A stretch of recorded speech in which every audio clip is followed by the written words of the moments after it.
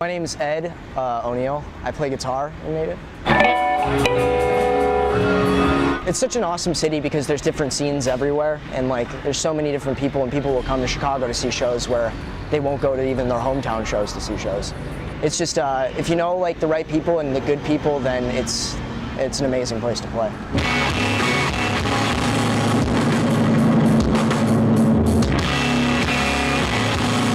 House Call Entertainment, they just always treat us really well, and they gave us the opportunity to play this just to kind of help us out, and it was really awesome.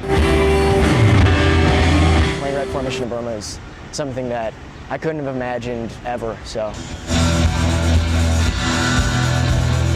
You know, I was talking about it today with Ed, that like, what were when this band started, what was your thought process about playing with Chem Jazz, in the same place as Chem Jazz? It wasn't a thought because they weren't a band. And then we're playing with them at Wicker Park Fest, so that's awesome.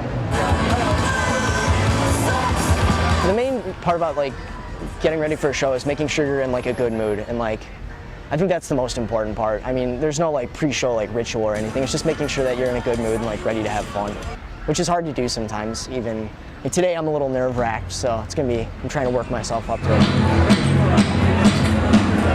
A show's good if kids honestly get into it, and at the end of the show, like they can come up to me and talk to me about anything or just introduce themselves.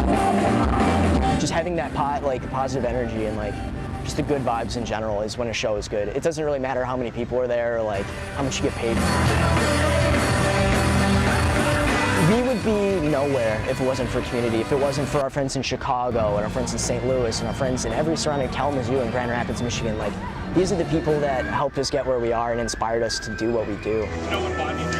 Without community, then music has no point. Like, who cares? Then you just have big bands coming, taking money and leaving, rather than like really creating something. We all have full-time jobs. Bobby works at a steel mill. I work at 2 restaurants. Nick works with me at one of the restaurants, and Dan works at a coffee shop.